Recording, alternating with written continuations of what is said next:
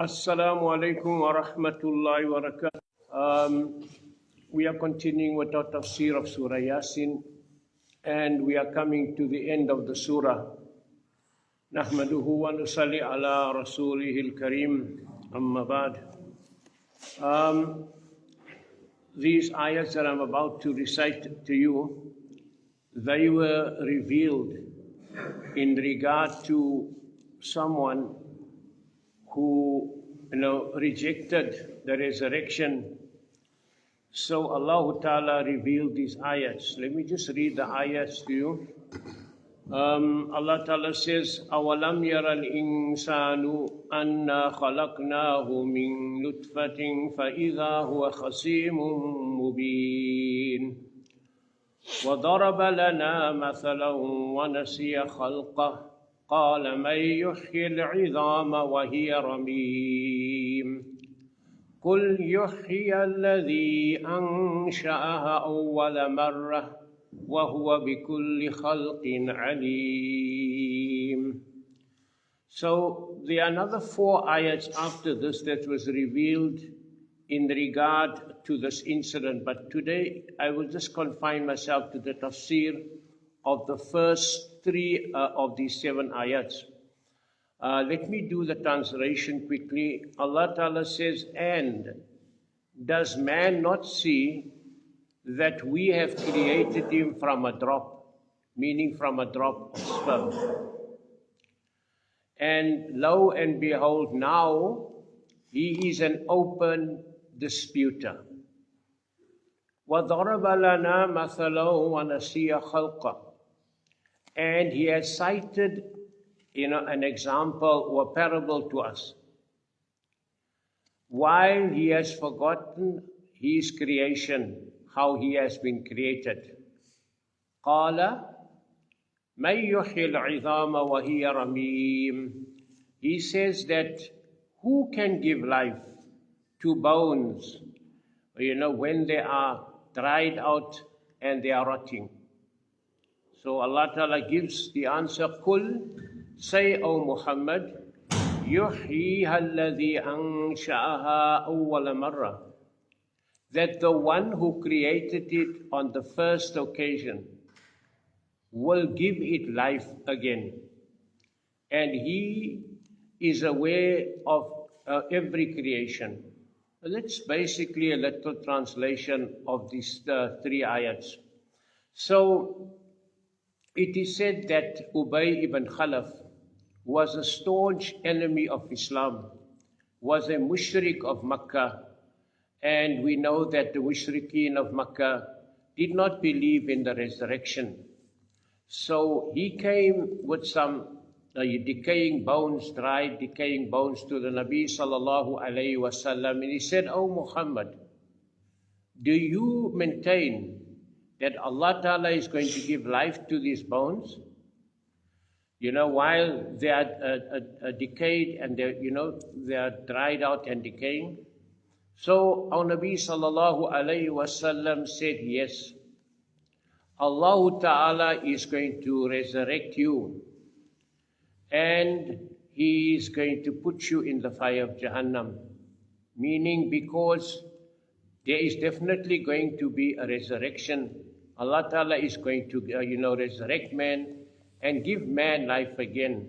And because you refuse to believe in it, as a result of your disbelief, Allah Ta'ala will put you in the fire of Jahannam as a punishment for your rejection or your refusing to believe.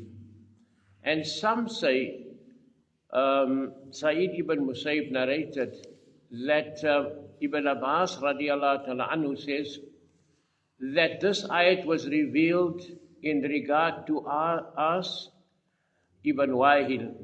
He picked up some bones from the marketplace of, Buta, and he came to the Nabi sallallahu alayhi wasallam, tossing these bones, in his hands and throwing them up into the sky.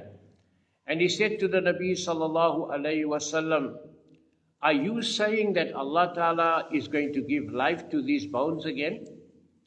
So our Nabi sallallahu alayhi wasallam said that Allah Ta'ala will give you life again after death. And He will resurrect you, and He will gather you for the fire of Jahannam. Same thing. Because you are disbelieving and you refuse to believe in the resurrection, that you will land in the fire of Jahannam for your disbelief. Now, whether this ayat was revealed in regard to Ubay ibn Khalaf or in regard to As ibn Wahil, or whether it was revealed in regard to someone else saying this or claiming this, this ayah is general, that the one who refuses to believe in the resurrection, that there will be a resurrection in the next life, where Allah Ta'ala will give man life again and gather him for a reckoning. If a person refuses to believe in that, he refuses to be a believer, and as a result of that, he will land up in the fire of Jahannam. So, this person came and he said that, do you think that Allah Ta'ala is going to give life to bones again? So Allah Ta'ala's argument first is this: does He not look at Himself, how we created him, that man is a creation whom Allah Ta'ala created, and the one who created can recreate.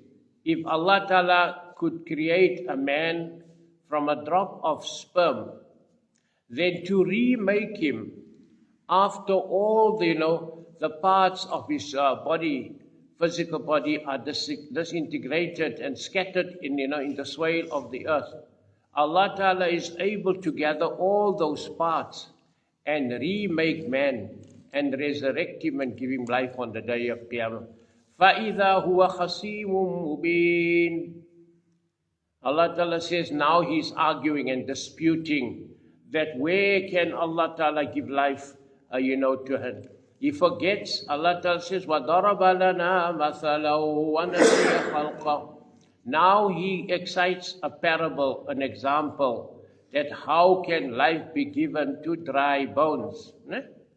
But Allah Ta'ala says He forgets how he was made. Man, Allah created him from a drop of sperm. That being who has the qudra, the power to create a human being from a drop of sperm, he has this qudra, to remake him after his, parts of his body are disintegrated. Now, according to the ulama, when a person is buried, the body disintegrates, rots and disintegrates, into the swale. But the original parts of his physical body are found in the swale. It's not gone, disappeared. It breaks up in the swale. But the minute and small parts of the person's body, entire body, is lying in the swale. So Allah Ta'ala is going to gather all those parts of the person in the grave, and He's going to give it again a physical form, and then He will, blow the ruh again back into those bodies, and that is how the person will come alive, and he will come out of the grave. So Allah Ta'ala, who has the power to create a man from a drop of sperm, He is the same one who's got the qudra to recreate man and gather all those parts. As we all know, that to start off, and create something from new, right, is more difficult than remaking it after the parts have broken up. You see, with regard to us, with regard to Allah Ta'ala, to make something from the start, or to remake it after it was made and disintegrated, is same, because Allah Ta'ala's qudra is the same to everything. There's nothing that is more difficult or more easier to Allah Ta'ala. Everything according to the qudra of Allah Ta'ala is easy. But when we look at it, and Allah Ta'ala is speaking to us, that, the remaking of something to you is easier than having to start it off and make it from the beginning. So this is what Allah Ta'ala is saying. I have created you from a drop of sperm. And now to remake you will be even easier. And that is what Allah Ta'ala is going to do on the day of Qiyamah. And then Allah Ta'ala carries on with that, with the ayah that Kul, say, O Muhammad sallallahu alayhi wasallam, or you say, if somebody questions the resurrection and does not believe that man will be resurrected and given life again, Allah Ta'ala is saying in the Quran, Kul, tell that person, يحيي الذي أنشأها أول مرة وهو بكل خلق عليم. Say that the one who gave it life on the first occasion, Allah made you when you were not there. He has given you life. That very one is going to give life to the bones that have decayed and that are, in the soil of the earth. That is Allah. وَهُوَ بِكُلِّ خَلْقٍ عَلِيمٍ. And Allah is the, one who knows where every creation is, where the parts of your physical body are lying, in which part of the earth, where in the soil it is lying. Allah has that complete knowledge and is going to gather you and bring you forth for a day of Qiyamah. So dear friends and dear brothers, these ayats refer to the, one of the things that the Surah Yasin is talking about. And Surah Yasin is talking about the last day. And one of the things of the last day, we believe in the last day. One of the things to believe in that is what? Is in the Ba'ath, the resurrection. And one name of the last day is Yawmul Ba'ath. Allah Ta'ala refers to it as the day of resurrection. The belief in the last day requires one also to believe that the last day is a day of resurrection where Allah is going to resurrect us on the day of Qiyamah. So for today, inshallah, we will stop here. And tomorrow we will continue. I did say that 7 ayats were revealed in the regard to, it was either Ubay ibn Khalaf or As ibn Wa'il who objected, and said to the Nabi sallallahu alaihi wasallam, how is it possible that Allah give life to bones after, the person has died? And Allah Ta'ala revealed that these ayats, there are 7 of them. And they are the last 7 ayahs of Surah Yasin. So today we have, discussed the 7, 3 of the 7. Tomorrow we will try and, discuss the remaining 4, inshallah. Wa akhiru da'wana, and alhamdulillahi rabbil alameen.